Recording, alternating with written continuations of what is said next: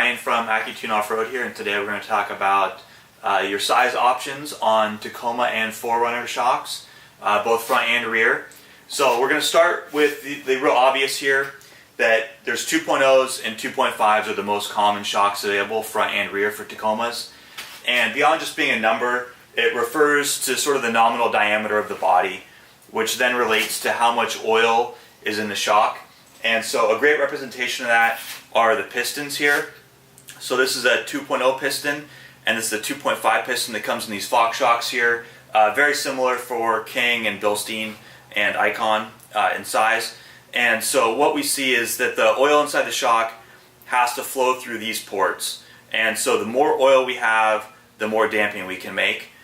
And so what we see is that these 2.0 shocks in the front just don't make enough damping, because the front of Tacomas and 4Runners have about a 2-to-1 motion ratio. So only about half the force is getting back to the chassis, and then also only about half the speed. So you can see it kind of multiplies by each other, and a 2.0 just can't quite get there. They're good for street use. A lot of the aftermarket ones will give you better ride quality than factory, but if you want to go run general off-road trails at speed, fire roads, that type of stuff, a 2.0 is going to be about at its limit, and you really want to step into a 2.5. In the rear, the 2.0s work great. You can get those things flying all day long. They will start to get hot, which is the second aspect of the size. The 2.5 just holds more oil, and by holding more oil, it can take a lot more run time before it gets hot, and in the process, it also has a bigger body, and it's dissipating more heat.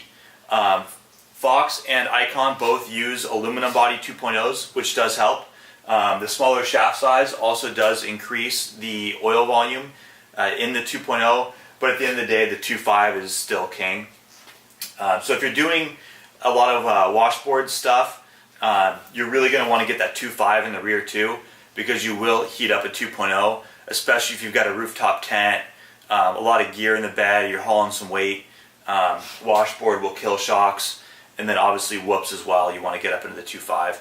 But for general street use, off-road use, 2.0 in the rear works fine, and 2.5 in the front. The next thing we want to talk about here are reservoirs. This 2.0 Fox here does not have a reservoir. All of these internal reservoir shocks, we just don't tune them.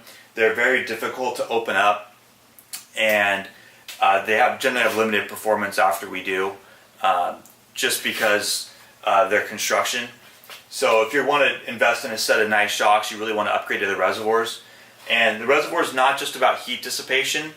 The way that it works is there's a piston in here that separates the oil and the gas. And so in an IFP shock, that piston, it still has a piston, but it's going to be inside the body here. So you've only got that much oil. In a reservoir shock, you have this much more oil, plus then all of this nitrogen volume, which you can see is much larger. And so they operate at lower pressures, which means less pressure on the seals, which is less friction, which is much better ride quality. And then also they don't wear out as quickly, so they're a little bit more durable. And then also they can be rebuilt, so you kind of get your money back the first time you have them rebuilt. So that's really the advantage of the reservoir, is just better ride quality, better durability. Also, when it comes to Tacoma and 4Runner shocks, there's a lot of adjuster options on the market. Everything we have here is Fox because we had it all in stock, but we'll cover all the brands. So with Fox, on the 2.0s, they have a low-speed compression adjuster that's great for adjusting your performance for handling and kind of G-out performance for those rollers and things like that. If you step up to a 2.5, you get a dual-speed compression adjuster. The small knob here does low speed, and the big knob does high speed, which is like square edge bumps and whoops and things like that, which can also be helpful if you're carrying a ton of weight, if you're loading or unloading. We do recommend the adjusters. King shocks also come with adjusters, are available with them, and the King adjuster is sort of more of a mid-speed adjuster, so it's sort of doing high and low speed at the same time, depending on how far you've got the adjuster closed. And then Icon as well also has the CDCV valve for damping adjustment. So the Fox here, they make a 2.0 front and a 2.5 front. They make a 2.0 rear and a 2.5 rear. King only makes 2.5 fronts and 2.5 rears. Icon has a 2.5 fronts and they make a 2.0 and a 2.5 rear. And then finally, Bilstein makes a whole slew of sizes, even below 2.0. But we recommend them mostly for stock replacement stuff. There's not a lot of support for tuning and rebuild work and things like that.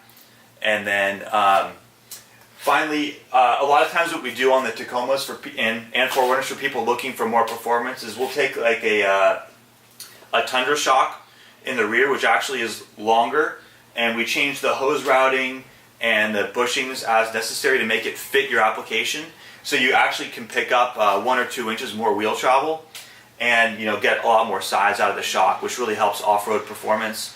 Beyond that, we'll move on up to like the Archive Garage rear shock relocation mount, and we can put 12 or 14 inch travel smoothies or bypasses in the rear of your Tacoma without too much effort.